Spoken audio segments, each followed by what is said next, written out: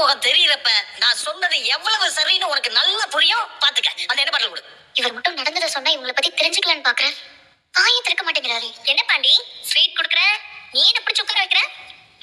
எனக்கு ஏதாவது நல்ல நியூஸ் வச்சிருக்கேன் என்ன? ஆமா வனதி, இந்த மெக்கானிக் ஷாப்பை லீஸ் எடுக்கலாம்னு இருந்தோம்ல, அதுக்கு நம்ம பணத்தை ஏற்பாடு பண்ணியாச்சு.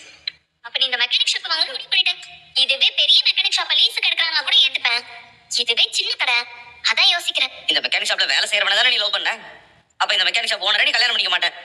சரி, கல்யாணம் பண்ணிக்கலாம் போ. சரி சரி கோச்சுக்காரு. நிஜமா 3 லட்சம் ரூபாய் பணம் கிடைச்சிருச்சா? கிடைச்சிருச்சு வனதி. எப்படி? என் வீட்டுல இந்த விஷயத்த சொன்னல, பட்டு எல்லாரும் சேர்ந்து பணத்தை ரெடி பண்ணி கொடுத்துட்டாங்க. என்னால நம்பவே முடியல. யாரு? உங்க வீட்லயா? உங்க வீட்டுல தான் கண்டுக்கவே மாட்டாங்களே. அவங்க பணம் கொடுத்தாங்க. யார் சொன்னா எங்க வீட்டுல கண்டுக்க மாட்டாங்கன்னு? சோழன் கூட எனக்கு பணம் கொடுத்தான் தெரியுமா? சேரண்ணா கொடுத்தாரு. அதெல்லாம் விட அண்ணி பணம் கொடுத்தாங்க தெரியும். எனக்காக வெளியில வேலை செஞ்சு ஒரு டிசைன் பண்ணி கொடுத்து அந்த காசை எனக்கு கொடுத்தாங்க. இதெல்லாம் பண்றதுக்கு 2-3 வாரம்லாம் ஆகுமா? தூங்காம உட்காந்து முடிச்சு கொடுத்துருக்காங்க. எனக்காக அவங்க ஏன் இதெல்லாம் பண்ணணும்? இவ்வளவு ஏன், என் அப்பாவே 10,000 ரூபாய் பணம் கொடுத்தாரு. அப்பாவா? ஆமா வனதி, என் அப்பா வீட்டுக்காக எதுவுமே செஞ்சது இல்ல. லீஸுக்கு கொடுக்க 10,000 குறையுதுன்னு நாங்க பேசிட்டு இருந்தோமா, இந்த அப்படின்னு சொல்லி ஒரு பையன் எடுத்து கொடுத்தாரு. முழுக்க என் வீட்டாளுங்க பணம் ஏற்பாடு பண்ணி கொடுத்து இந்த கடை எனக்கு எடுத்து கொடுக்குறாங்க. சோழெல்லாம் எனக்கு பணம் கொடுப்பான்னு நான் நினைச்சே பார்க்கல.